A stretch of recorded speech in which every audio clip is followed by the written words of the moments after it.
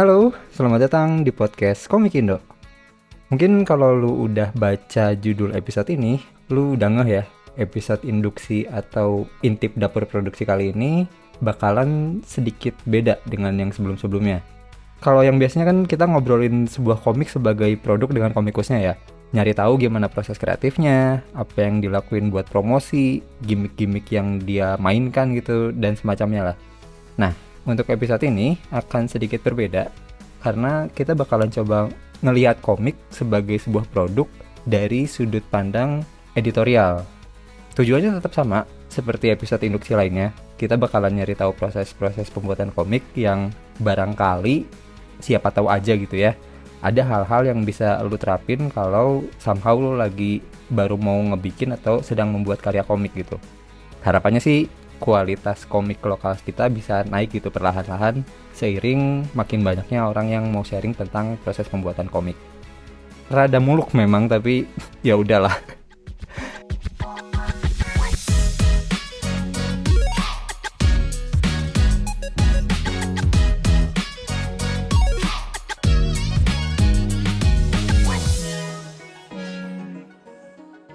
Ya, karena kita mau ngomongin komik dari sudut pandang editor, kali ini gue ditemenin sama seseorang mantan editor yang juga komikus, atau mungkin sekarang lebih banyak dikenal sebagai reviewer juga kali ya.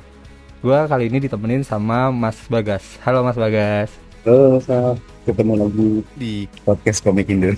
Iya, selamat datang untuk kedua kalinya. Yes, thank you.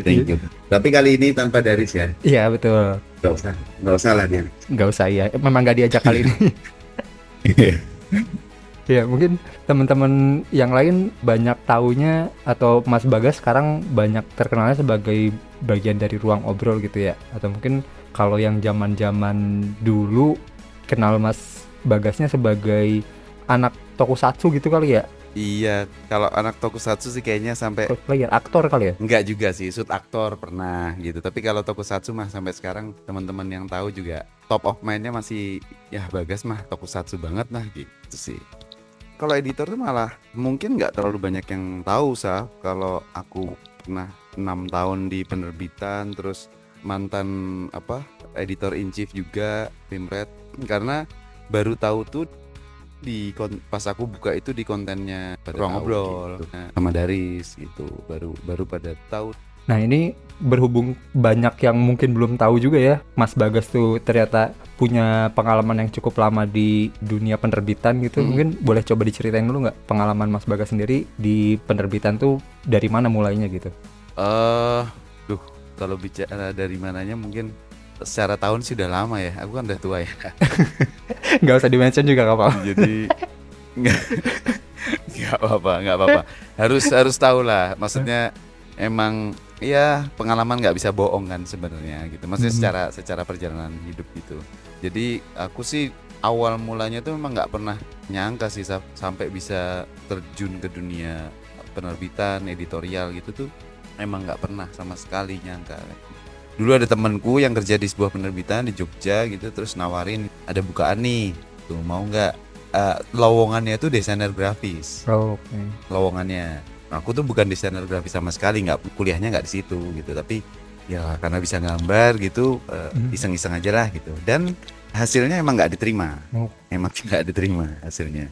Jadi secara tes dan secara wawancara tuh aku gagal sebenarnya. Cuman aku maju ke sana pas interview itu bawa komik. Aku tuh udah bikin komik gitu, tapi dalam lembaran-lembaran HVS 24 halaman gitu. Terus yang punya penerbitan tuh bilang, "Kalau komiknya saya terbitkan di penerbit saya gimana?" Ya nggak apa-apa sih, Pak. Cuman saya sih lebih memilih untuk saya yang diterima ya daripada komik saya. Aku bilang kayak gitu. Gitu.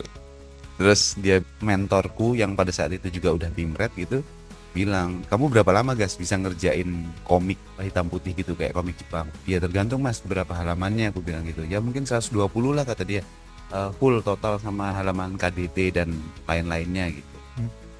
Bilang 3 bulan bisa lah kataku. "Oke ya 3 bulan deal ya," katanya dia gitu. Terus ya udah aku deal, nanti akan dibayar jual putus komik itu tapi dengan satu syarat kataku. aku diizinkan kerja di kantornya mereka supaya aku terbiasa untuk punya jam kerja lah, jam kantor gitu. Nah, komiknya persis komik pertama aku itu The Last Evolution 2012 itu selesai.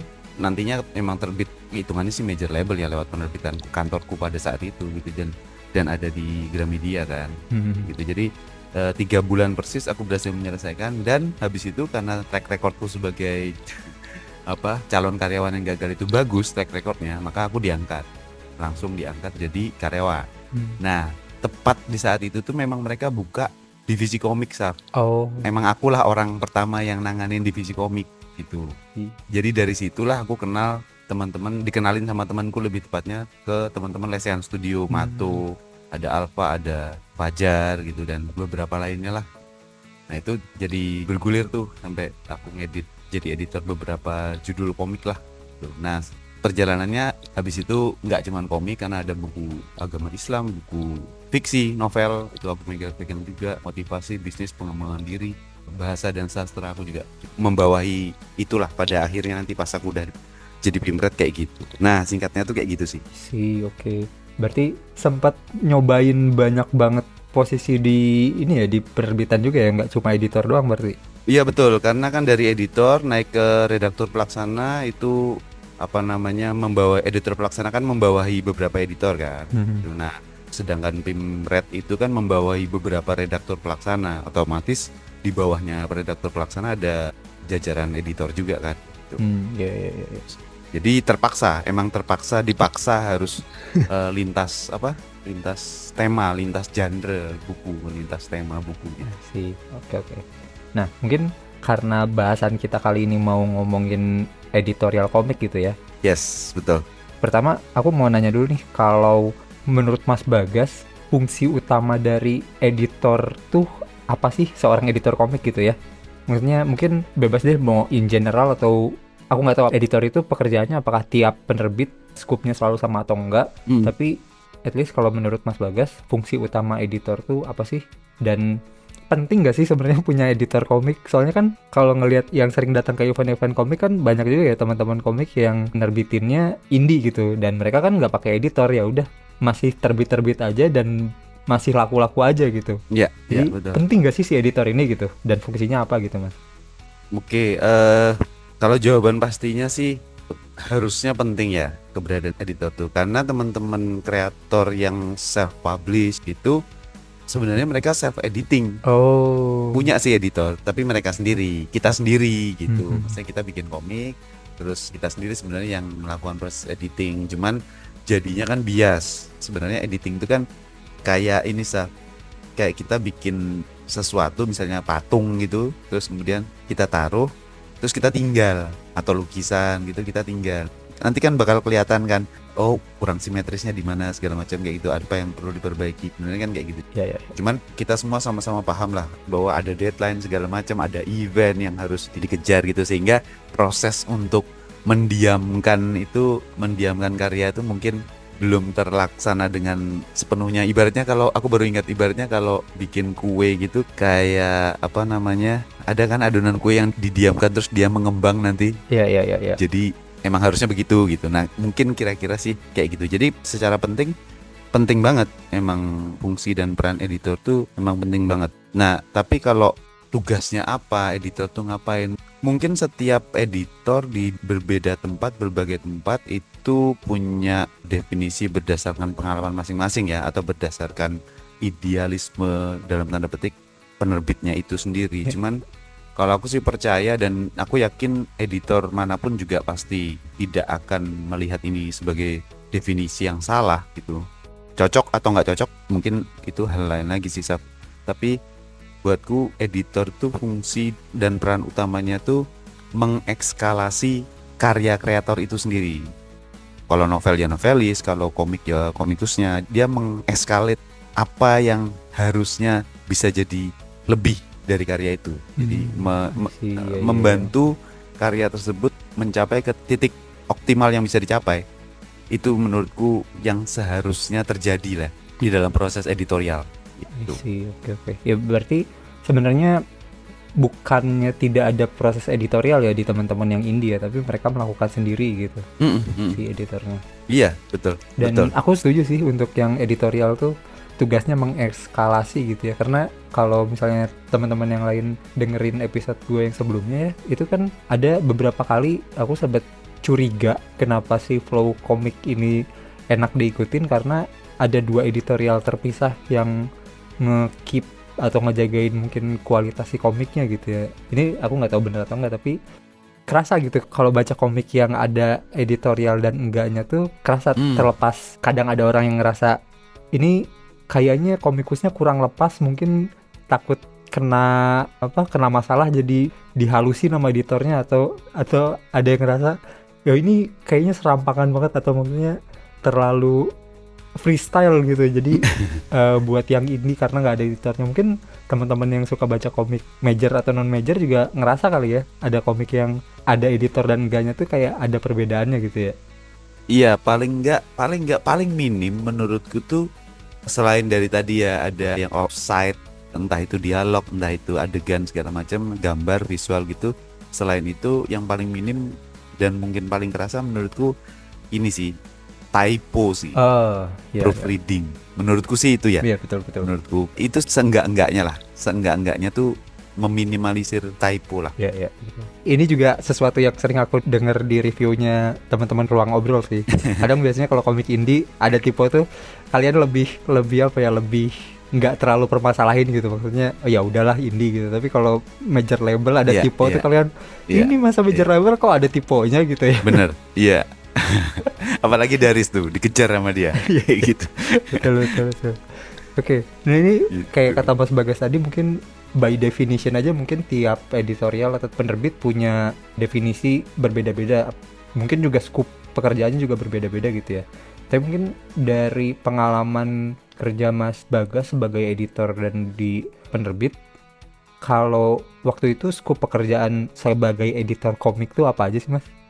Oke, berdasarkan pengalamanku sendiri untuk editor komik di awal-awal masa kerjaku ya di penerbitan itu, ya kan naskah masuk berupa halaman-halaman komik, mau itu digital ataupun nggak digital sih nggak ada masalah ya. Tapi mostly sih yang kami terima digital, karena kan pada era itu kan udah di scan juga ya sama teman-teman gitu. Jadi belum banyak yang digital memang pengerjaannya, tradi semua gitu, tapi udah di scan. Nah, mereka udah punya yang udah ada kata-katanya, udah ada dialognya, udah ada balon katanya, tapi mereka juga ngasih yang masih kosongan.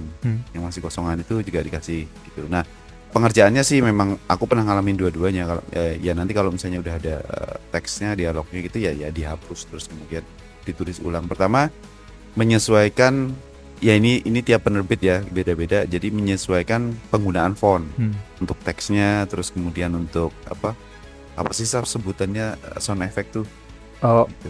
Onomatope itu ya betul, gitu. Itu terus kemudian ya udah, selebihnya ada misalnya membersihkan gambar-gambar yang harus dibersihkan segala macam. Nah itu kan secara teknis, tapi secara non teknisnya memang agak sulit sih.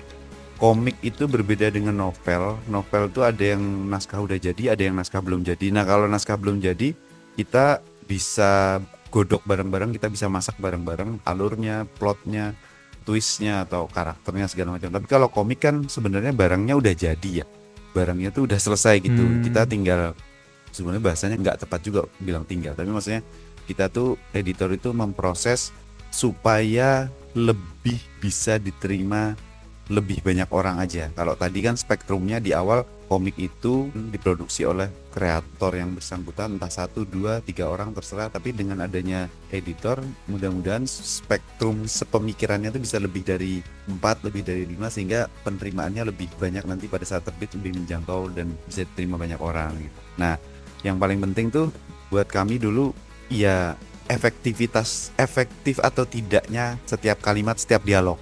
Nah itu tadi yang gue bilang mengekskalasi itu salah satunya sih seperti itu. Kadang-kadang kan kita tuh sebagai kreator tuh ngerasa kita butuh menjelaskan sesuatu dengan beberapa kalimat yang emang kita rasa harus kita taruh di situ gitu. Padahal dalam bahasa Indonesia juga kita belajar kalimat efektif kan. Kalimat efektif itu kalau misalnya ternyata bisa berapa kata aja udah menjelaskan, ya udah pakai berapa kata gitu. Nah itu kan yang membuat kita tuh kayak ngerasa kadang-kadang atau seringkali ngerasa komik atau bacaan dalam bahasa Inggris tuh kok bisa ya sesimpel ini gitu.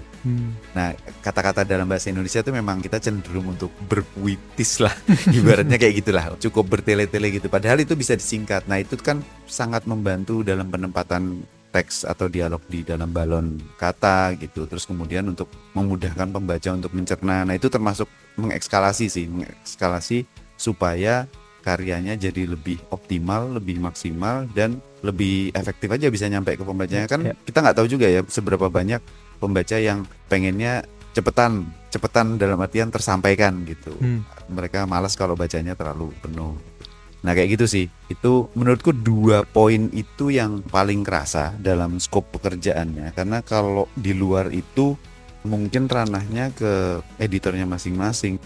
Aku tuh punya ini punya kayak apa ya, do and don'ts-nya gitu loh sebagai editor, yang sebetulnya cukup banyak mungkin editor yang bisa secara ego tuh bisa kebablasan gitu.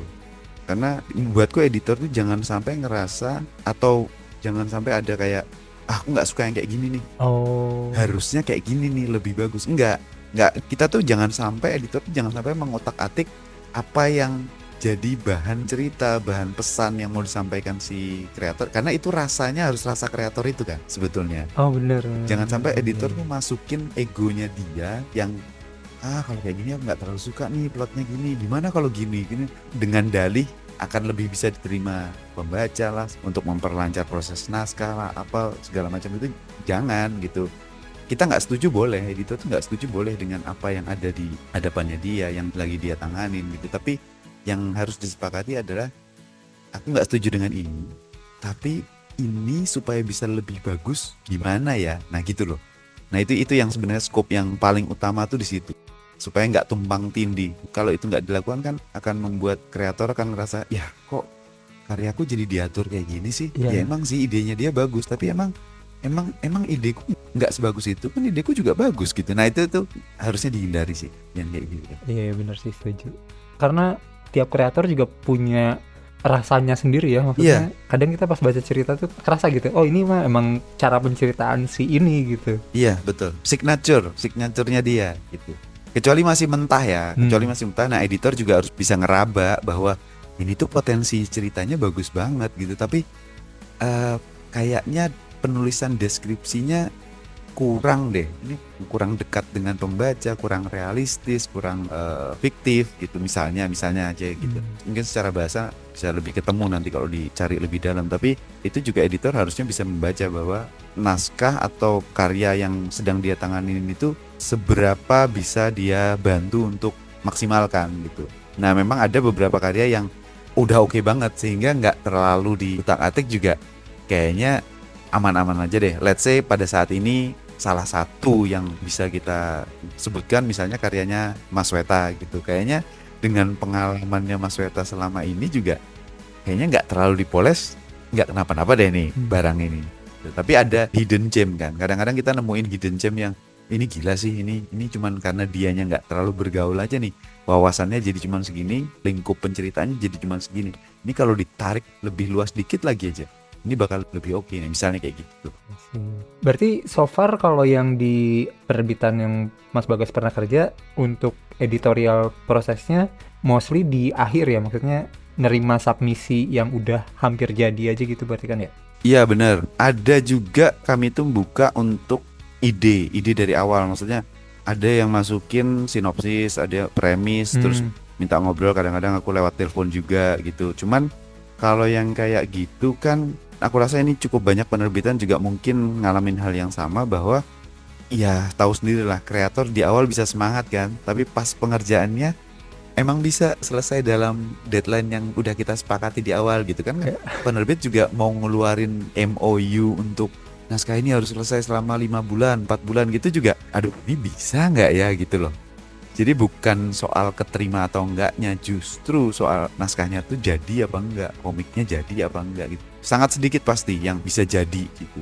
Nah, kalau yang udah barangnya udah ada kan di satu sisi kita udah jelas bisa memproses komik ini untuk cetak, untuk terbit, tapi di sisi lain editor juga punya keterbatasan bahwa mulai editorialnya tuh dari barang atau sesuatu yang udah jadi. Kita nggak bisa argue, kita nggak bisa naikin potensinya untuk adegan-adegan yang lebih oke lagi, dialog-dialog yang lebih kena lagi buat membaca gitu, karena materinya udah so far udah jadi. Katakanlah kalaupun dirombak cuman perubahannya cuman ya 10-15% mungkin kayak gitu.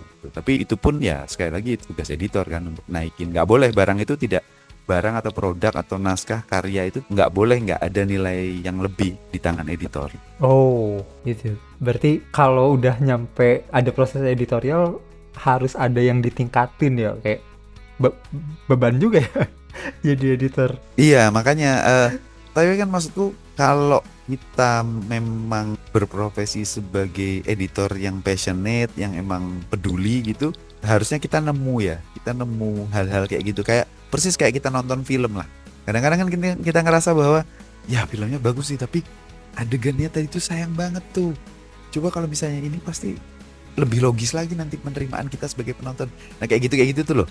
Kita pasti nemu tuh hal-hal yang kayak gitu tuh. Nah ada editor yang secara kerjaan itu hektik gitu segala macam, yang kayak gini itu jadi nggak bisa tereksekusi dengan baik aja. Tapi bukan berarti dia nggak pengen, tapi emang waktunya nggak ada, deadline terbitnya udah ada gitu. Jadi ya emang kondisi aja. Tapi aku yakin editor yang baik tuh nggak akan melewatkan kesempatan untuk menambah value dari karya tersebut sih, kayaknya gitu.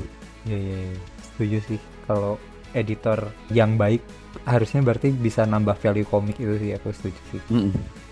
Nah, masih terkait sama yang tadi, kan kalau untuk yang kerjaan Mas Bagas tuh mostly di akhir gitu ya. Maksudnya komiknya udah hampir jadi. Betul. Tapi kalau in general sebenarnya si editor ini bisa mulai memberikan kontribusinya tuh di tahap mana sih secara timeline pembuatan gitu? Ya kayak tadi Mas Bagas sempat nyebut kalau orangnya baru nawarin premis atau sinopsis doang, apakah itu udah bisa mulai jump in atau ya harus ditunggu dulu sampai fase tertentu baru editorialnya bisa jalan gitu? Iya, itu kalau dari awal itu udah ada, dia udah benar-benar niat, bukan hanya benar-benar niat ya, emang udah ngirim sinopsis terus udah memulai obrolan segala macam atau kirim-kiriman email segala macam, itu pasti proses editorial udah berlangsung sih. Editorial yang paling pertama sebelum yang kita bicarakan dari awal tadi, secara harfiah editorial paling utama tuh adalah gimana caranya supaya karya tersebut bisa lolos di redaksional atau penerbit yang bersangkutan kan. Sebenarnya kan itu kan sebenarnya. Ya. Untuk bisa masuk lolos di ACC sama si editor, terus kemudian editor ini membawa naskah atau karya tersebut ke meeting editorial mingguan atau bulanan gitu kan, sebenarnya harus lolos dulu kan. Gitu. Dia harus punya ketertarikan, ini bagus nih komiknya, ini bagus nih karyanya gitu. Terus kemudian meyakinkan atasan untuk bisa melanjutkan judul tersebut gitu kan. Nah sebenarnya kan itu dulu, cuman kalau itu kan kita nggak perlu bahas lebih lanjut karena tiap penerbit punya jalur masing-masing kan, mana yang mereka terima atau enggak. Nah itu jadi proses editorial tuh sudah berlangsung dari kalau emang ternyata komunikasi terus berjalan, interaksinya terus berjalan antara kreator sama si editornya itu sendiri. Nah, kalau di Indonesia aku yakin kebanyakan sih ngalamin apa yang aku alamin sih kebanyakan gitu, karena buat penerbitan secara komersial, secara bisnis tuh jauh lebih apa ya, visible untuk menerima naskah-naskah karya-karya yang emang udah jadi, yang siap untuk cetak gitu, daripada ngebimbing sesuatu dari awal dari nol gitu.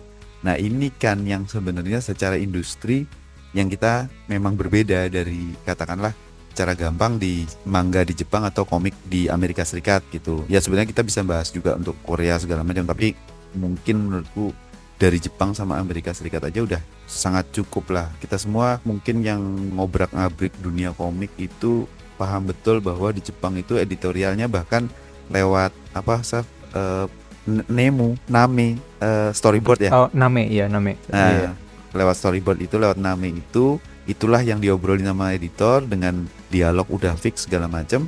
Kalau editor oke mah udah jelas kan gambarnya seperti apa kan udah jelas, jadi nggak perlu dibahas lagi kan. Nah itu kan pertemuan rutinnya kan bahas tentang Name itu, storyboard itu kan. Nah jadi jump innya tuh lebih konkret sih, lebih oh jangan gini, ini kan kamu kemarin yang 2 chapter sebelumnya kan nge-teasing soal ini, masa ini beda lagi sekarang gitu. Misalnya kayak gitu untuk tetap meletakkan jalur cerita pada tracknya gitu. Nah, kalau di Amerika Serikat di DC Marvel itu satu editor kan nanganin, katakanlah gini ya. Aku tuh pernah baca di majalah Wizard Indonesia tuh editor Marvel, satu editor nanganin beberapa lini komik yang terbit bulanan ya gitu. Lini judul misalnya Wolverine, Spider-Man, Captain America, X-Men, sama Daredevil misalnya kayak gitu. Nah ini dia nanganin beberapa penulis yang berbeda kan. Kalau artisnya nanti, tapi nah penulis komik itu terus menerus ngirimin naskah kan,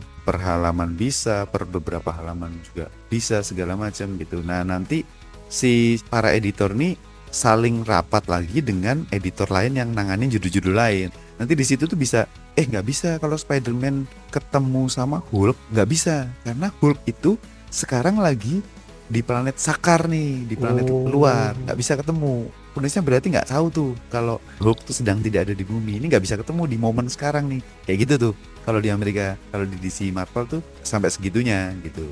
Tapi kalau soal art segala macam mereka lebih longgar lah.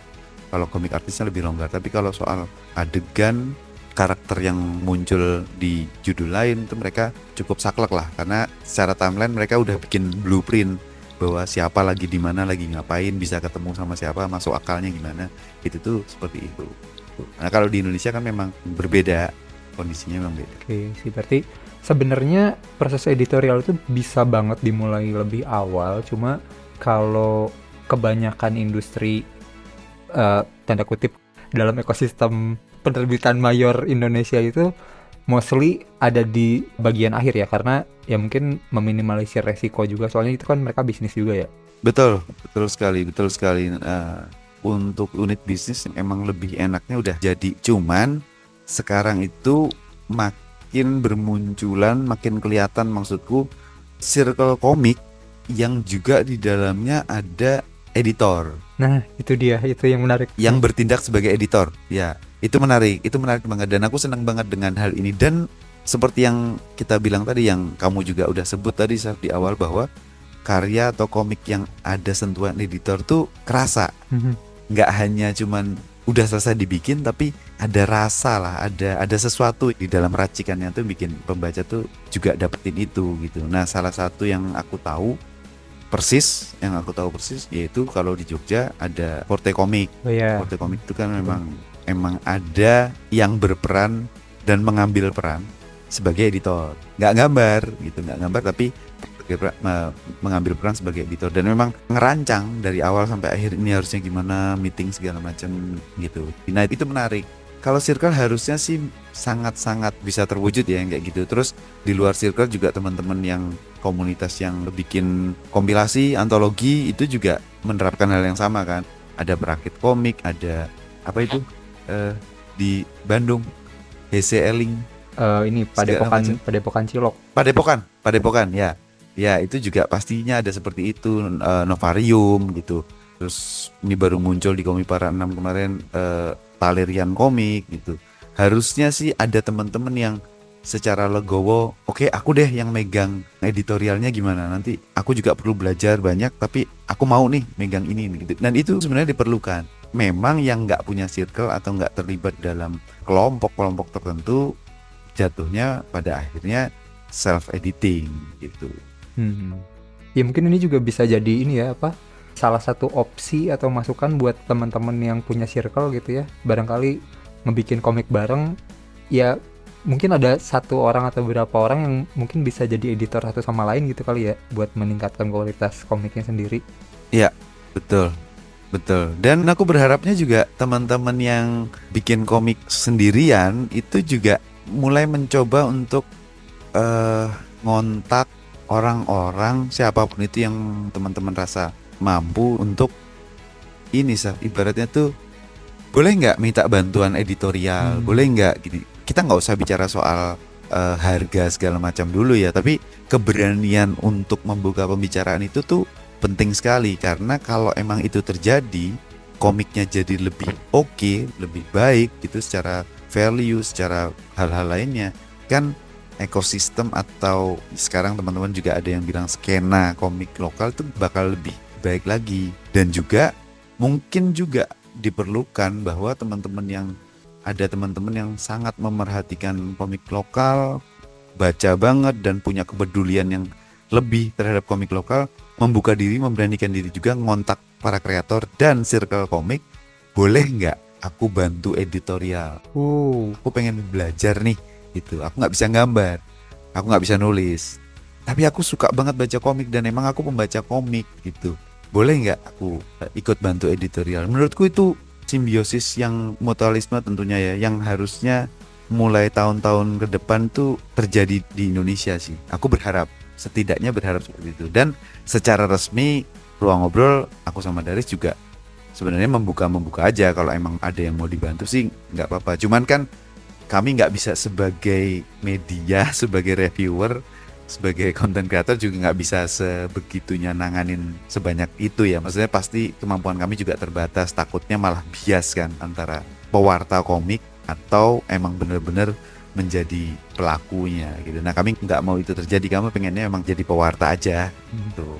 Tapi menurutku dua hal itu menarik sih kalau terjadi dan terwujud, semakin banyak yang melakukan di ekosistem komik Indonesia.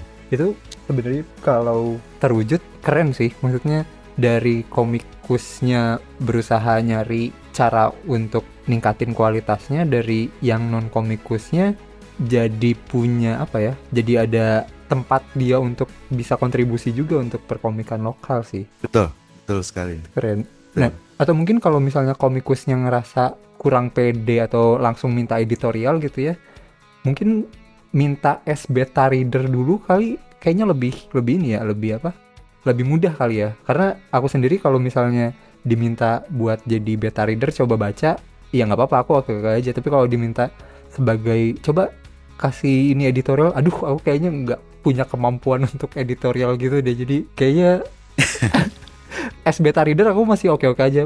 Coba ini aku ada komik, misal ada masukan nggak atau apa, itu aku masih oke buat ngebaca. Cuma kalau diminta editorial, aduh kayaknya aku masih nggak punya skill setnya deh. Nah mungkin ngelanjutin dari situ, aku mau nanya nih, kalau sebagai editor, skill set yang harus dipunya itu apa aja sih? Iya menarik sih. Karena kan kayak yang Mas Bagas tadi bilang, untuk di Indonesia dan luar negeri pun cukup berbeda ya. Dan dulu kan aku juga pernah kerja di majalah juga. Kan kalau di majalah editornya ada banyak ya, ada editor artikel, ada editor layout. Betul. Nah ini kalau si editor komik tuh apakah semuanya dia yang editorin? Maksudnya mulai dari teks tadi, dialog, layout dan gambar gitu, apakah tugas dia juga atau enggak sih? Jadi ya mungkin selain tugasnya, skill set yang harus dia punya juga apa gitu. Oke, kalau di Indonesia most likely menurut keyakinan saya nih gitu. Iya, oke. Jadi karena yang ku alami adalah, intinya kalau itu naskah komik, semua yang ada di dalam komik itu yang ngerjain aku. Tapi yang di luar dari materi komiknya itu kayak misalnya cover itu kan di penerbitan ada desainer cover gitu, itu udah jelas kan, beda lah, ranahnya udah jelas beda gitu. Nah tapi kalau halaman demi halaman komiknya itu tanggung jawab dan skopnya atau lingkupnya itu ada di aku sebagai editor pada masa itu. Jadi teks, tulis ulang, nyari fontnya, menentukan fontnya, sound effect, itu tuh semua ada di editornya, di satu editor itu gitu. Nah di penerbitan lain aku nggak tahu, tapi aku tuh ngerti bagaimana penerbit di hampir di seluruh Indonesia seperti apa, terutama di Pulau Jawa ya, aku ngerti gitu dengan pengalamanku 6 tahun, kami pernah kemana-mana juga gitu. Nah jadi sebetulnya dari banyak judul buku yang ada di toko buku atau yang pernah kita baca, pernah kita setidaknya tahu gitu, itu editornya tuh sangat sedikit. Sangat sedikit. Ini kalau ada editor yang dengerin aku, ini tuh pasti ketawa-ketawa sendiri, pasti senyum-senyum sendiri. Mereka bisa ngerjain editorial lintas dari komik sambil nyambi ke yang buku fiksi atau non fiksi, itu tuh sangat bisa. Oh gitu. Iya, Indonesia ini kalau ada orang penerbit juga mungkin tidak bilang mengiyakan ya, tapi iya sih emang gitu, cuman nggak mengiyakan secara publik ya gitu. Tapi kondisinya tuh kayak gitu, kita nggak punya satu gerbong komik satu gerbong divisi komik, editorial komik yang lengkap dari awal untuk kemudian penerimaan naskah atau karyanya gimana, terus kemudian nanti yang ngurusin font ada sendiri. Kalau di Amerika kan ada letterer ya, letterer itu kan khusus teks ya kayak gitu. Jadi nanti yang art ada sendiri segala macam tuh nggak ada kayak gitu. Sampai proofreading ya editor itu sendiri yang nanganin tuh. Jadi benar-benar sampai naskah itu benar-benar jadi file untuk siap dicetak, untuk masuk bagian pracetak ya, terus dicek segala macamnya gitu. Ada yang missing font apa enggak segala macam itu tuh editor sendiri. Jadi aku yakin skill set yang dibutuhkan tuh harusnya sekomprehensif itu ya untuk teknis pengerjaan. Jadi kalau kita bicara soal teknisnya yaitu dari hulu ke hilir sih. Nah tapi sebelum nyampe ke sana, yang harus dimiliki sama editor komik sebenarnya ya nomor satu emang pembaca komik sih ya, suka komik, membaca komik. Nggak bisa tuh kita bilang aku mau jadi editor, harusnya sih aku bisa jadi editor komik gitu. Cuman aku tuh udah 5 tahun nih nggak baca komik sama sekali, 3 tahun gitu, nggak ngerti aku dunia komik kayak gimana. Itu agak sulit juga tuh, yang kayak gitu tuh emang agak repot. Nah teman-teman baca komik lokal kalau emang aktif tuh itu aset sebenarnya untuk bisa saling bantu di dunia komik. Cuman ya nanti dilematikanya adalah mau jadi editor apa mau jadi pembaca aja, karena pembaca juga penting kan gitu. Tapi itu kan tidak kita bicarakan di podcast ini gitu. Untuk setidaknya untuk ranahku gitu. Jadi menurutku sih skill set paling utama memang pembaca komik aktif, emang suka komik dan lintas genre. Harusnya sih gitu ya. Boleh sih kalau misalnya genrenya kayak aku sendiri kan. Aku kan genrenya bener-bener bukan niche ya, tapi emang spektrum bacaanku emang nggak lebar gitu. Jadi boleh, tapi ya harus bener-bener bertanggung jawab dan mampu mempertanggungjawabkan spektrum bacaannya dia dan kedalaman wawasannya dia tentang bacaan-bacaannya dia itu tadi kayak gitu. Nah itu sih yang menurutku skill set paling utamanya tuh suka komik dan emang pembaca komik aktif. Nah yang kedua yang juga nggak kalah penting adalah emang paham EYD lah, setidaknya EYD. Dulu kan pernah namanya ganti PUEB kan, Pedoman Umum Ejaan Bahasa Indonesia. Sekarang jadi direvisi jadi EYD lagi kan. Jadi itu tuh penting sekali karena kata mana yang imbuhan mana yang dipisah dan digabung, terus kemudian penulisan yang bagus seperti apa. Nah itu tuh kalau itu terwujudkan dengan baik dan benar, kayaknya sih rasanya karya itu tuh value-nya akan oke.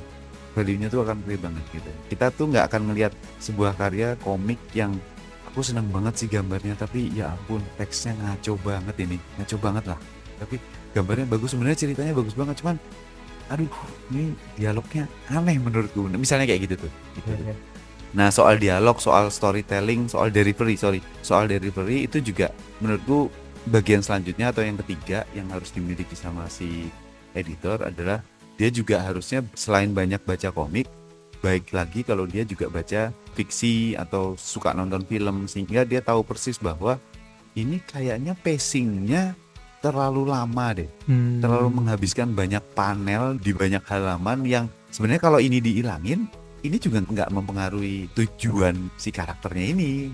Misalnya itu salah satunya, selain dialog segala macam, pacingnya gitu tuh harusnya juga menjadi skill set yang dimiliki sama editor atau calon editor sih. Nah seenggaknya 3 itu aja udah sangat membantu sih Sab. Seenggaknya 3 itu udah oke banget sih. Kalau di luar itu ya skill komunikasi ya Sab.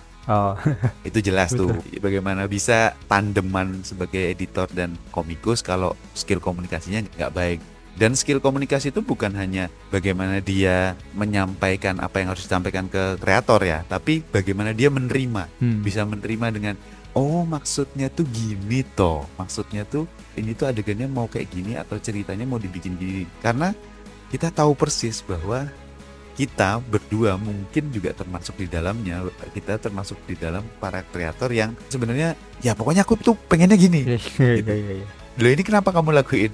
Kenapa kamu kayak gini? Harusnya kan bisa kayak gini. Ya pokoknya nggak tahu lah. Pokoknya aku yang kayak gini nih. Nah itu kreator tuh kan cukup banyak yang memiliki kesulitan untuk berkomunikasi dengan baik, dengan lancar ya ke banyak orang. Gitu. Nah itu editor harus bisa tuh untuk mengakomodir hal-hal kayak gitu.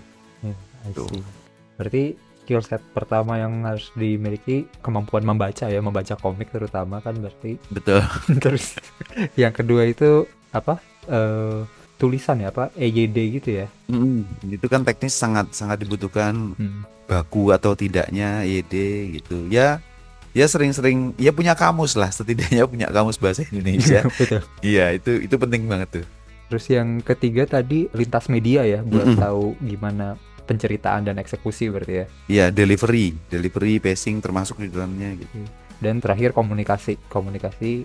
Seorang editor harus bisa lebih berkomunikasi, Ya. menyampaikan dan menerima juga ya. Oke.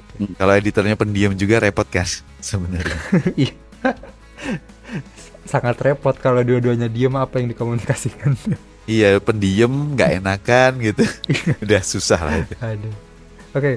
Kalau tadi kan ada beberapa skill set yang Mas Bagas sudah ceritain buat jadi editor ya. Nah, kalau nih misal ada orang atau misal mungkin aku mau jadi editor, itu mulainya atau mulai belajarnya bisa dari mana sih? Soalnya kan tadi hal-hal yang Mas Bagas sebutin, kayaknya kalau aku ngelamar di CV, nulisnya gimana ya? Maksudnya aku adalah pembaca komik terus aku bisa EYD, itu kan mungkin beda kalau sama ilustrator atau apa yang punya portfolio gitu ya. Kalau ilustrator misal ngelamar ke tempat desain apa gitu, dia kan bisa ngasih lihat nih porto saya, bisa dicek-cek, oh ya dia bisa bikin ilustrasi macam-macam gini. Nah kalau editor tuh ada nggak sih mungkin kalau kita mau jadi editor, pertama mulainya itu bisa dari mana? Maksudnya apakah ada buku yang pedoman, kalau istilah anak-anak stand up comedian mah apa? Kitab suci ya. Oke. Yang bisa dibaca, apakah ada semacam itu? Panduannya ya. Panduannya, dan kalaupun enggak, ada nggak cara ngebangun portfolionya gitu? Dan yang terakhir mungkin cara ngelatihnya gimana ya? Kan tadi beberapa hal skill set yang Mas Bagas ceritain itu kan sesuatu yang harus dilatih ya. Maksudnya bukan given, itu pasti sesuatu yang bisa dilatih. Nah ada nggak hal-hal yang bisa dilatih? Kayak mungkin kalau teman-teman yang suka nulis cerpen gitu kan biasanya suka dibilang harus nulis 500 kata per hari, atau misal kalau teman-teman komika bikin beat berapa per hari gitu. Ada kayak gitunya nggak sih Mas? Tadi di awal kan aku cerita aku sebenarnya gagal ya, tes interview segala macam kan gagal gitu. Cuman the rest is history, bahwa aku keterima segala macam. Nah, secara teknis emang susah sekali kalau editor tuh untuk bisa punya portofolio segala macam, kecuali dia udah pernah menjadi editor sebelumnya gitu. Maksudnya kalau ngelamar kerja tempat lain. Nah, seringkali kan lowongan misalnya nih kayak penerbit mana gitu, lowongan editor, ada persyaratan misalnya S1 komunikasi mungkin atau apalah, aku juga nggak ngerti kira-kira sih seperti itu. Tapi karena aku pernah ngalamin sendiri rekrutan editor untuk novel, kalau untuk komiknya aku nggak pernah ya, karena pada saat aku dulu di editor komik itu 1 tahun, terus kemudian aku diangkat jadi redaktur pelaksana untuk buku agama Islam sama apa gitu aku lupa. Nah temanku yang lain tuh gantiin aku gitu. Jadi kita nggak rekrutmen editor komik lain, tapi ada temanku yang dioper untuk nanganin komik gitu. Nah yang pengalamanku yang mau aku ceritain ini adalah aku terlibat dalam perekrutan editorku untuk fiksi gitu. Jadi mungkin ini sedikit banyak bisa menjadi gambaran bahwa editor fiksi itu kami nyari nomor 1, seperti yang aku bilang tadi, emang pembaca fiksi, terutama fiksi Indonesia, terutama novel-novel Indonesia gitu. Dan dari semua yang daftar, yang kemudian yang keterima itu emang dia bener-bener bisa dibilang freak lah. Dia bener-bener freak untuk baca fiksi Indonesia. Ya banyak judul yang dia tahu, yang dia baca. Dia juga pernah mencoba menulis, dia juga suka nulis, dan pada praktiknya nanti di penerbitan tempatku kerja itu, dia adalah orang yang membuat akun Twitter divisi fiksi untuk penerbitanku. Kalau nggak ada dia, nggak ada tuh. Nah dia yang bikin akun dan dia yang jadi admin. Saking sepassionate itu sama novel, sama fiksi, sama cerpen, dia melakukan itu gitu. Kalau nggak ada dia, otomatis emang nggak ada akun di Twitter itu nggak ada. Nah menurutku dia tuh kami pilih karena emang amunisi di kepalanya dia atas bacaan-bacaan fiksi, judul-judul fiksi itu emang di atas rata-rata dari kandidat-kandidat yang lain gitu. Let's say katakanlah Ayoga Koloni gitu. Iya kan, editornya kan Ayoga nih gitu. Nah, aku sih yakin, tentu bisa salah ya, tapi aku yakin portfolionya Ayoga sebagai track recordnya Ayoga sebagai orang yang pernah ada di FKJ, Forum Komik Jogja, seingatku ya, nggak tahu FKJ apa SDK ya, Serikat Dagang. Tapi setauku Ayoga tuh FKJ sih. Itu kan menjadi penting untuk koloni bahwa Ayoga ini emang sudah pernah ada kehidupan di ekosistem komik Indonesia gitu, sehingga secara nama kreator komik Indonesia dia nggak asing, untuk ngontak segala macam juga udah ngerti. Nah itu kan yang dibutuhkan nih untuk kalau kita mau jadi editor di penerbitan resmi gitu ya, maksudnya major label. Itu menurutku sih itu sih. Kalau misalnya teman-teman yang denger ini ada yang punya keinginan untuk jadi editor, kayaknya sih kesana sih. Nah, apakah nanti kemudian sama interviewernya diterima tapi kayaknya kamu nggak di komik dulu tapi di divisi buku lain dulu, nah itu lain cerita nanti ya seperti apa. Tapi yang jelas kalau untuk di penerbitan ya emang suka baca, itu udah jelas. Nah tapi menariknya tadi kita udah ngobrolin gimana kalau nggak ke penerbitan resmi apa major label gitu atau indie sekalipun, kalau nggak ke sana gimana caranya? Ya mungkin dengan tadi membuka peluang ngontakin circle komik atau kreator komik untuk belajar juga gitu, sambil nanti ngumpulin portofolio kan pelan-pelan gitu. Nanti skill setnya kan terbangun. Kayak kamu tadi bilang nggak punya skill set, kayaknya kalau nawarin sebagai editor nggak bisa deh. Ya untuk orang yang pertama kali juga siapa yang bisa gitu, tapi kan itu terbangun nanti, itu kan terbangun. Kalau beta reader soalnya aku dulu mimpin divisi fiksi juga, kami bekerja sama dengan beberapa SMA gitu ya, minta mereka sebagai beta reader naskah-naskah atau novel-novel kami sebelum terbit gitu. Ya beta reader itu kan sebatas ngobrolin, paling banter jadi reviewer lah, paling banter tuh jadi reviewer kan San. Maksudnya nggak bagusnya kenapa menurutmu? Oh karena aku gini, karena aku ini, aku sukanya gini, aku nggak sukanya gini, ini terlalu begini bla bla bla bla segala macam. Tapi kalau di mindsetnya sebagai editor pasti ada sumbangsih kan, ada sumbangsih yang kepikiran di pikiran kita nih untuk menurutku sih bagusnya kalau kayak gini gimana. Soalnya aku tuh udah nyari tahu nih, aku udah ngumpulin banyak sumber dari berbagai sumber, ini tuh bagusnya diginiin ceritanya, adegannya segala macam. Nah itu kan membuat komikusnya kayak atau kreatornya kayak ini bukan omong kosong aja nih, bukan berdasarkan apa yang dia mau, tapi dia peduli sama karyaku. Nah kalau beta reader menurutku nggak bisa sampai sejauh itu, karena mindsetnya emang pertama suka nggak suka, cocok nggak cocok, bagus nggak bagus, terlalu subjektif banget ya. Betul, dan itu kan diperlukan juga sebenarnya bagi kreator kan, bahwa oh ternyata dari 10 beta readerku tuh hanya 3 yang benar-benar cocok sama ceritaku, berarti emang harus banyak yang ku rombak nih dari karyaku, kan kayak gitu kan sebenarnya feedbacknya kan kayak gitu untuk kita sebagai kreator gitu. Tapi kalau editor dia menjadi partner, benar-benar menjadi partner. Katakanlah kita benar-benar nggak punya skill set, tapi masukan kita dapat perhatian lah dari kreatornya. Terus kemudian kreatornya kayak membuka diri gitu, kita mencoba masuk lebih dalam, berusaha menjadi partner untuk bikin karya ini jadi jauh lebih baik. Nah itu sih menurutku yang memang secara mindset bedanya beta reader sama editor. Jadi nggak apa-apa sih kalau teman-teman ngerasa nggak punya skill set, nggak apa-apa, karena skill set itu emang dibangun kan. Kalau kita nggak ngelakuin kan kita nggak punya. Iya berarti ini juga cara ngebangun portfolionya tadi masuk ke salah satu skill set yang Mas Bagas bilang sih, yang soal komunikasi. Berarti kan tadi misal kalau kita punya atau bergabung ke forum atau mungkin ke komunitas komik kan, berarti itu juga menjadi satu hal plus kita ya sebagai kalau misal mau jadi editor gitu. Betul sekali. Dan tadi menarik sih untuk cara ngebangun portfolionya. Ya udah kita coba menawarkan diri menjadi editor para komikus indie gitu ya. Karena kan memang banyak banget komikus indie nih. Sangat, dan mereka tuh butuh teman-teman kreator tuh butuh editor. Kemarin tuh aku habis nge-review ada yang nanyain, ini komiknya dieditorin nggak ya gitu. Aku sampai nanya ke komikusnya, ini ada yang nanya nih, listener katanya ada dieditorin nggak? Terus dia bilang enggak sih, paling nanya ke teman-teman deket aja gitu. Berarti dia juga memang sebenarnya pengen gitu kalau punya ada editor gitu ya.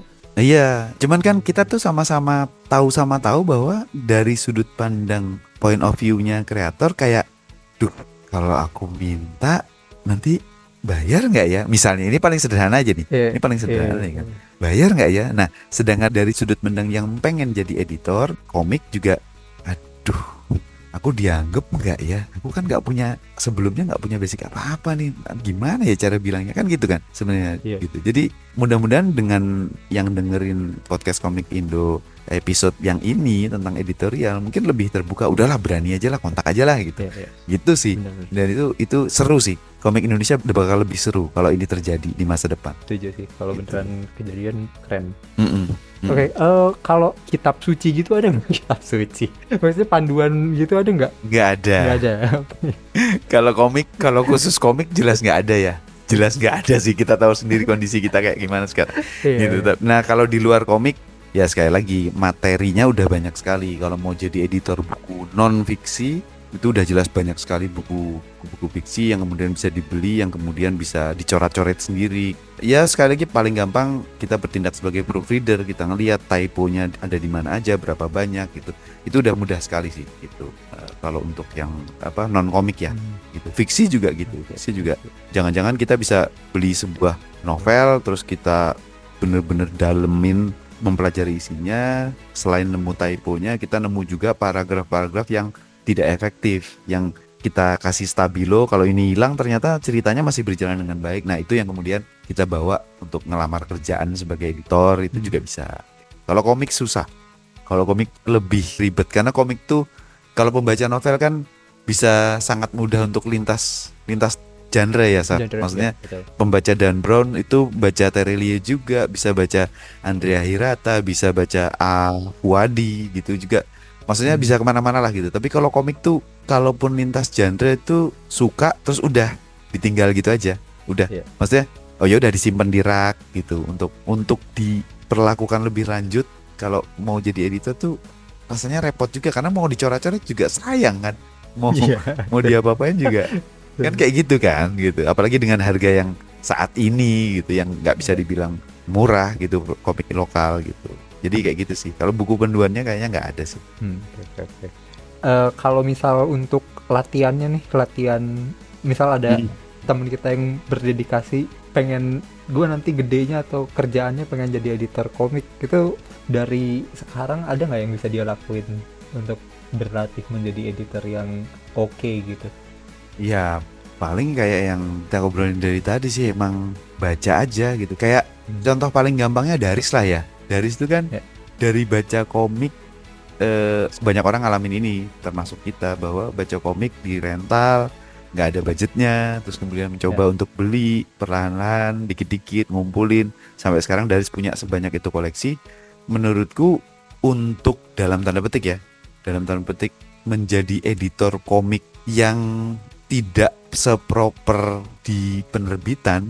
Kenapa aku bilang tidak seproper di penerbitan? Karena di penerbitan itu kan resources untuk tanya, resources untuk ngelihat kamusnya, resources untuk mempelajari track record editor lain itu kan ada gitu. Tapi kan kalau kita bicara kayak orang sekapasitasnya Daris yang korektor dan pembaca komik, kan nggak ada resources sekelilingnya dia yang bisa membantu itu. Nah, kayak Daris itu udah valid untuk kalau misalnya aku tuh udah baca sekian banyak judul, sekian banyak volume. Jadi ini loh hasilnya. Coba aja, ayo ngobrol sama aku deh. Kayak gini. Nah itu tuh menurutku meter sih. Jadi kalau teman-teman yang dengerin ini ada yang usianya masih sangat muda gitu, baca aja. Dan baca komik lokal itu kan menjadi wadah yang menurutku, aku nggak bisa beli komiknya sih, tapi ternyata ada yang punya. Ya udah aku baca aja nih, aku catetin komik ini seperti apa segala macam. Nah kayak gitu tuh akan berdampak besar nanti di kemudian hari sih. Latihannya sih itu sih, Sat. Ya, berarti mungkin selain memperbanyak bacaan juga ya, tadi coba sambil di take notes aja kali ya, mungkin hal-hal yang menurut dia menarik atau enggaknya dari komik yang dia baca gitu ya. Betul. Atau misalnya sekarang tuh udah ada kreator-kreator komik Indonesia yang punya track record panjang gitu. Jadi kalau misalnya dia mau jadi editor komik, dia benar-benar ngamatin, baca dan mendalami karya-karyanya Is Yuniarto dari awal sampai sekarang tuh apa sih perbedaannya, apa perubahannya, apa terus kemudian core utamanya apa, Sweta Kartika seperti apa, Ervan Fajar seperti apa, kayak gitu tuh kan lebih mudah ya kalau era sekarang gitu. Karena kan barangnya tuh ada, tinggal gimana cara dapetin barangnya kan, bisa beli, bisa baca katakanlah di Jogja ada Kuratoru, terus ada baca komik lokal di berbagai daerah gitu kan. Jadi lebih mudah menurutku karena yang harus dipelajari itu udah ada juga. Nggak sebanyak novel tentunya, nggak sebanyak buku non fiksi, tapi komik udah materinya udah oke lah secara jumlah. Oke. Nah, ini mau nanyain Mas Bagas sebagai kreator komik juga.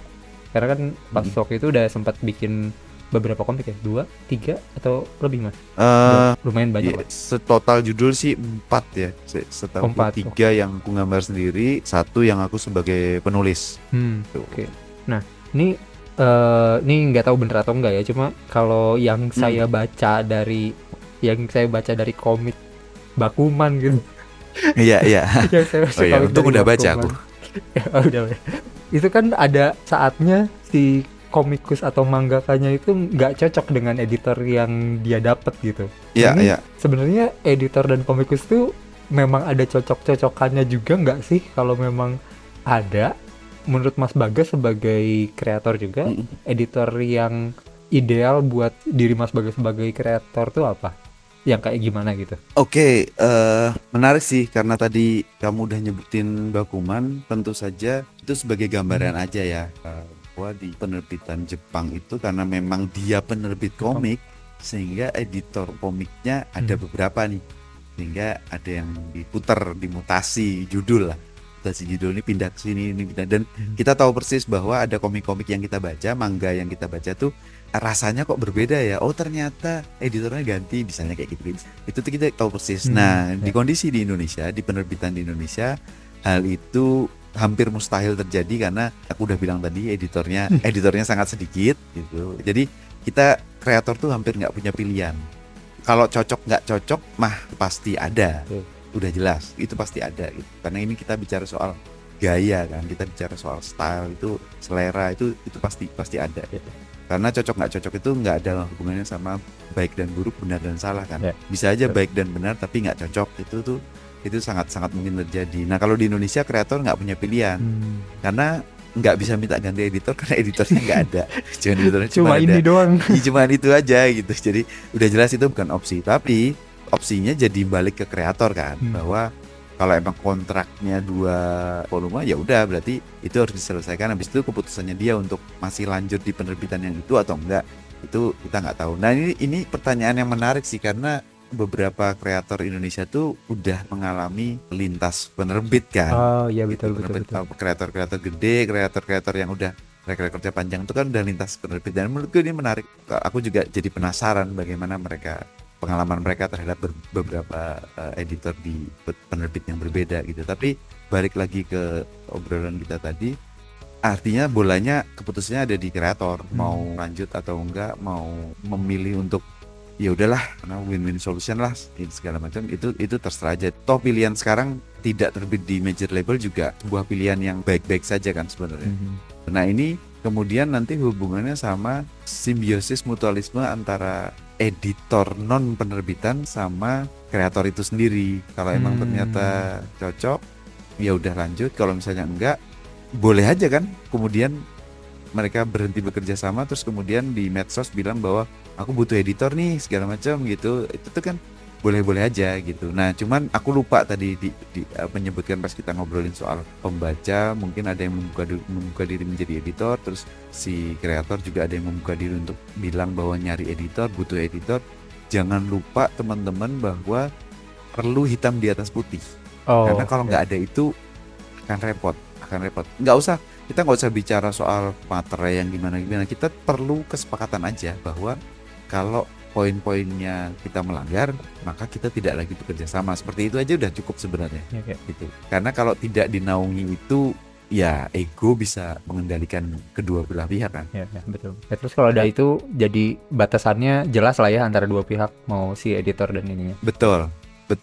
Jadi kalau ada putus di tengah-tengah, juga udah jelas penyebabnya kira-kira apa. Menurutku itu penting. Sorry aku lupa, kita juga lupa untuk menyampaikan itu saking excitednya bahas masa depan ekosistem komik lokal gitu. Jadi nah kembali lagi soal cocok nggak cocok, aku sendiri pernah punya pengalaman, sekali lagi bukan komik tapi fiksi, aku tipe yang demanding sebenarnya sebagai editor. Nah, ada penulis-penulis 1-2 penulis novel yang seneng dapat editor yang demanding, dan dia menulis itu di status media sosialnya dia, seneng banget dapat editor novelku yang demanding. Kita jadi ngebongkar karyaku gitu. Nah, itu ada tuh, karena pada saat itu tuh dia nulisnya tentang time travel. Nah, sebagai orang yang freak science fiction, ini ranahku gitu. Aku bilang bahwa teori time travel itu cuma ada 3, A, B, C, tidak ada di luar ini gitu. Nah, kamu tuh menggabungkan 2 teori time travel, misalnya aku gitu kan. Jadi kita bongkar lagi nih naskahnya segala macam, dan dia senang dengan tantangan itu. Tapi kan itu nggak bisa berlaku ke semua kreator ya. Ya. Jadi bisa jadi benar yang dilakukan oleh editor yang benar, tapi kreatornya nggak cocok dengan yang kayak gitu. Jadi ya kayak gitu sih. Nah, jadi nyata sih cocok dan tidak cocoknya nyata. Tapi di Indonesia kita krisis editor, sebenarnya sih krisis editor sih. Jadi nggak bisa tuh kita dioper-oper kayak gitu. Nggak ada opsi untuk seperti itu. I see. Oke. Sangat menarik. Nah, ini mungkin sudah menuju penghujung obrolan nih. Jadi mungkin sebelum ini saya mau ngasih pertanyaan yang sebenarnya pertanyaannya udah ditanyain juga ke Mas Bagas pas waktu ngobrol bareng ruang obrol sama Mas Daris juga. Tapi akan tetap aku tanyain. Aku mau nanyain terkait perkembangan komik Indonesia gitu. Belakangan ini yang dilihat Mas Bagas seperti apa? Karena mungkin waktu kemarin udah sempat ngejawab ya, 2 tahun lalu kalau nggak salah kita ngobrol ya. Iya sih, udah agak lama. Ya mungkin selama 2 tahun ini deh, ada perkembangan apa lagi nggak dari 2 tahun belakangan ini yang Mas Bagas lihat? Iya, jelas tentu saja kreatornya bertumbuh signifikan, karena di event-event komik juga banyak judul baru yang keluar ya, dan masih terus bergulung dunia komik, ekosistem komik Indonesia ini menggeliatnya luar biasa memang gitu. Terlepas dari friksi-friksi yang terjadi ya, tapi friksi itu kan menandakan komunitas ekosistemnya kan hidup gitu. Jadi itu bagus menurutku sih, itu bagus gitu. Nah, jadi aku tentu saja ruang ngobrol seneng karena kontennya akan ada banyak gitu ya. karena judulnya terus-menerus bertumbuh gitu. Sebagai kreator kayaknya juga melihat hal yang sama gitu. Nah, cuman sekitar mungkin 3 bulan terakhir, mungkin 4 bulan terakhir ini tuh aku berapa kali ngobrol sama Daris lewat telepon gitu.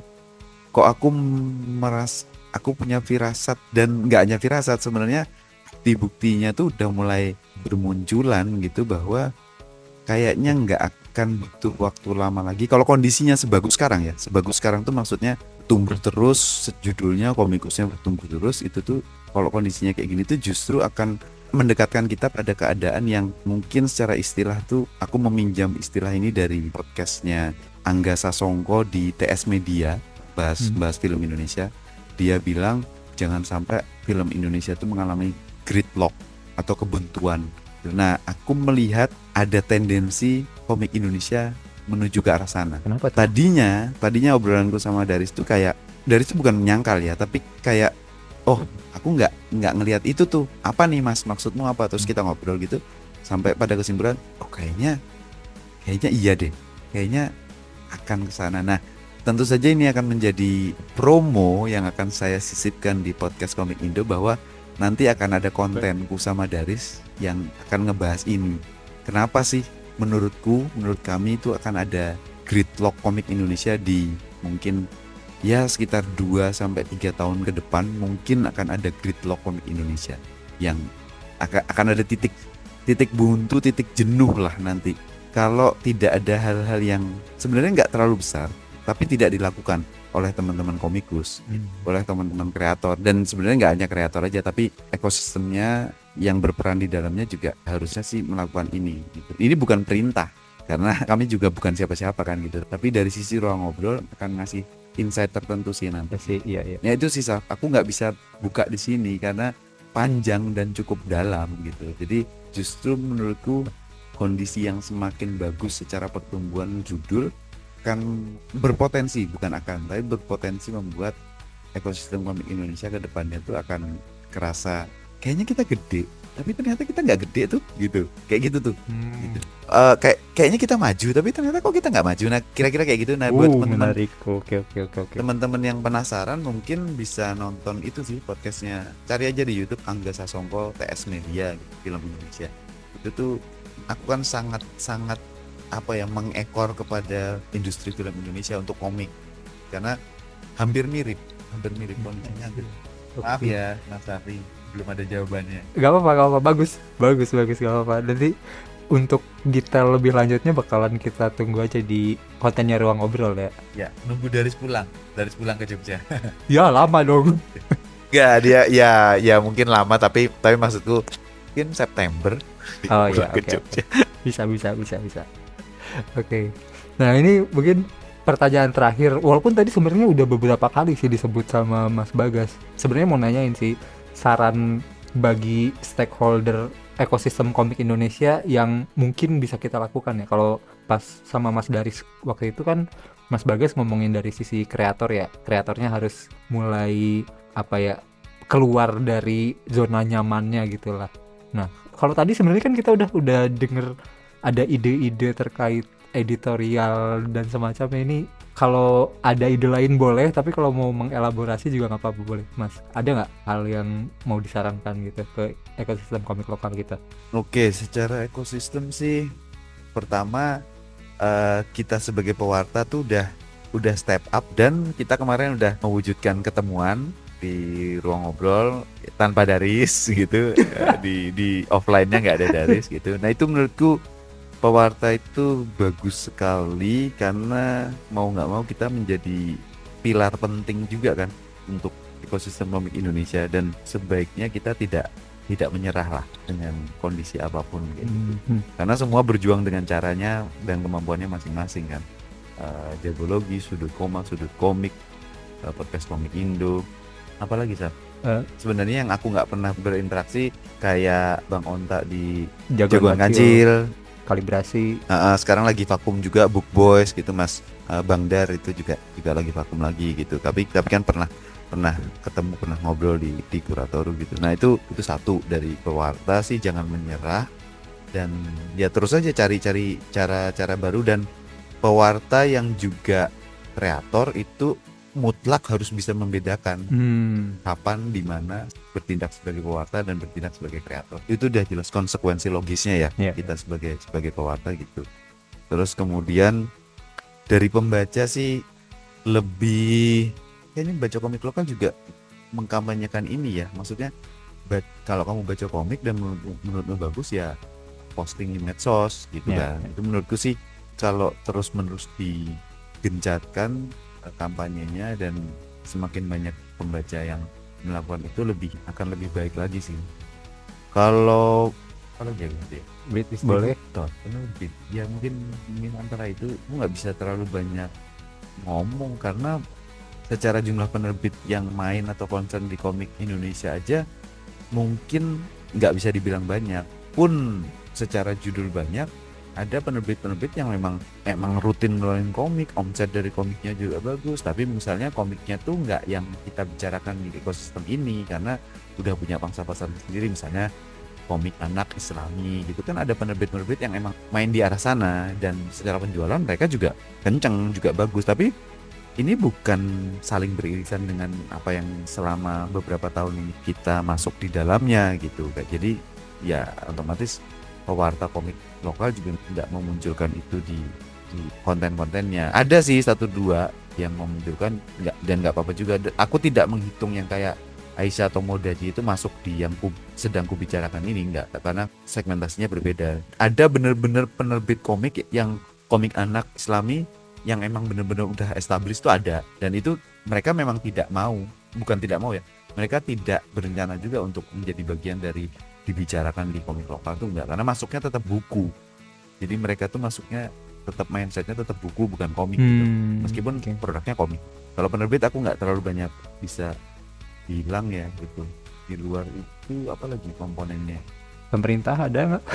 Oh ya, pemerintah kalau di Jogja itu dukungan dinas pariwisatanya kencang sih untuk terutama untuk teman-teman yang aliansi pekerja komik ya, Ya, ya. untuk penyelenggaraan acara-acara tuh itu sih cukup kenceng ya. Kayaknya di Komipara juga support ya.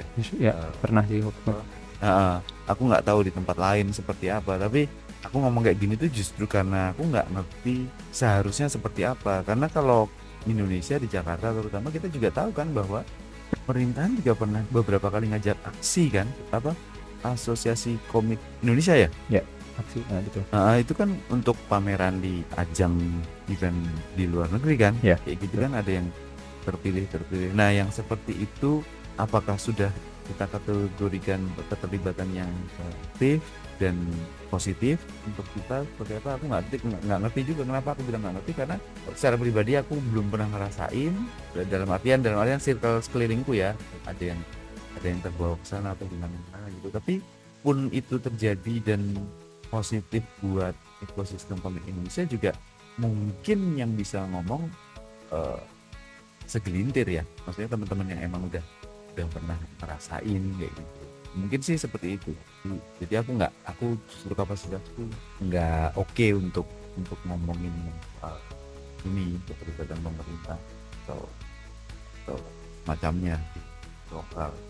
Terus soal kreatornya sih sekarang sih lebih berani ya, kreator tuh lebih berani muncul dan itu bagus menurutku sih, bagus-bagus saja. Soal idealisme dan ego masing-masing mah itu nggak perlu diatik, karena memang sejatinya emang begitu, dan itu kan akan menjadi proses pembelajaran seiring dengan usia, seiring dengan interaksi dengan berbagai keadaan, event, kreator lain segala macam. Di Jogja juga kemarin habis Komipara kan ada apa tuh, makan-makan di pecel lele itu. Oh iya. Itu juga menurutku tuh itu bagus sebagai sebuah ajang. Kalau di Jogja kan emang guyup ya, Iya, guyup banget. kun gitulah ibaratnya kayak gitu. Nah, jadi emang itu bagus. Aku rasa di medsos juga aku ngelihat, meskipun aku bukan aktif di medsos ya, cuman ya buka gitu terus ngelihat gitu, kayaknya kreator komik Indonesia juga saling supportnya juga makin kerasa sih kalau sekarang, untuk karya, untuk kondisi, untuk informasi, untuk keadaan. Kayaknya dibandingkan bahkan setahun yang lalu atau 6 bulan yang lalu, kayaknya sekarang ada sentimen positif lah.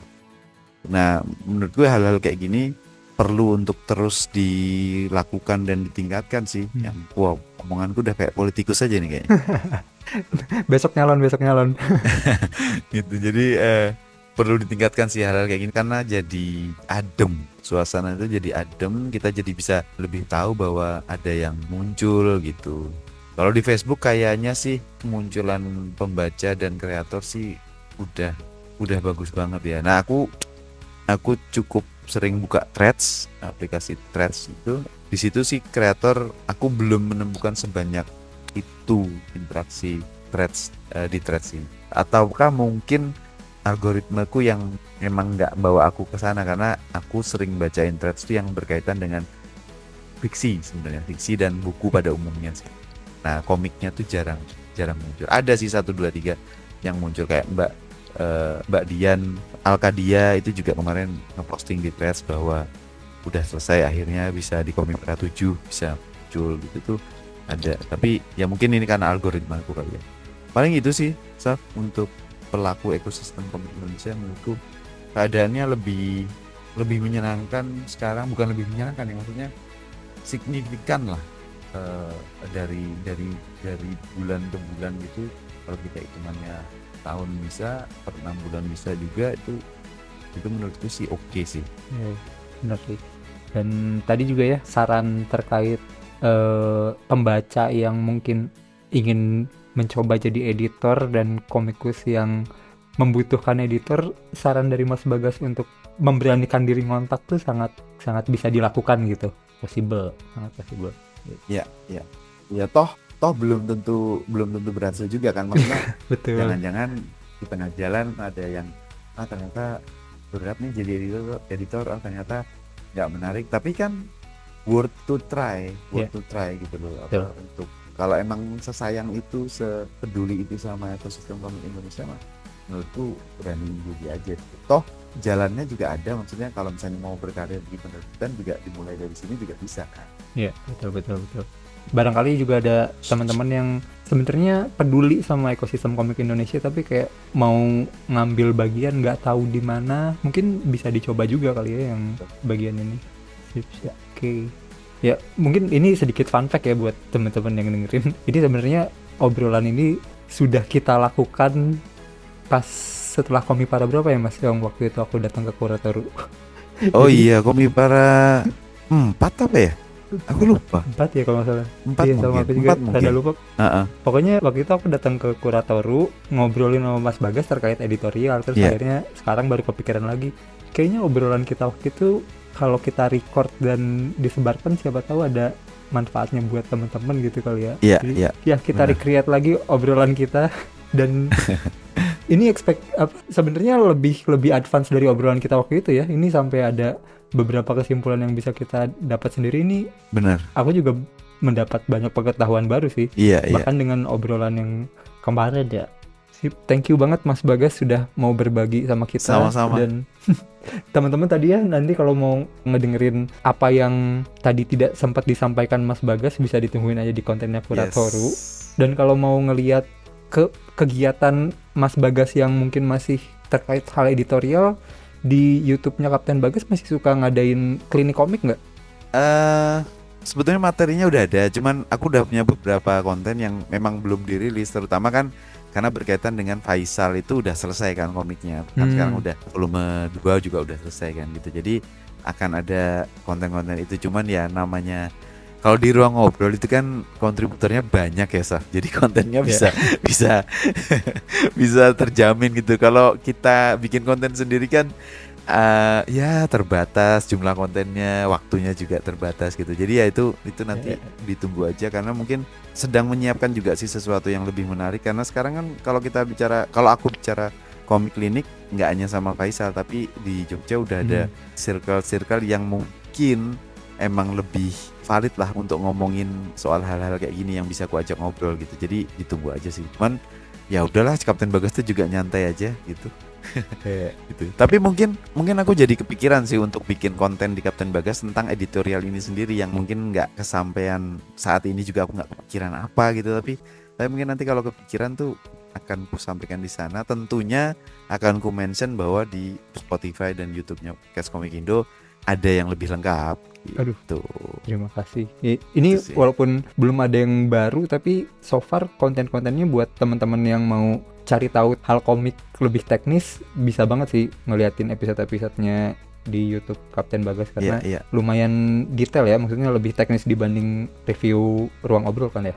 Iya benar, karena kan masuk how to-nya bener-bener taktiknya kan. Oke, terima kasih Mas Bagas sudah Thank you banget loh mau Saf. datang untuk kedua kalinya. Aku anytime lah kalau buat Podcast Komik Indo. Apa perlu aku sebutin kata-kata yang di meme-mu itu? Nggak perlu usah. ya? Gak usah, Oke. nanti jadi masalah. Oke.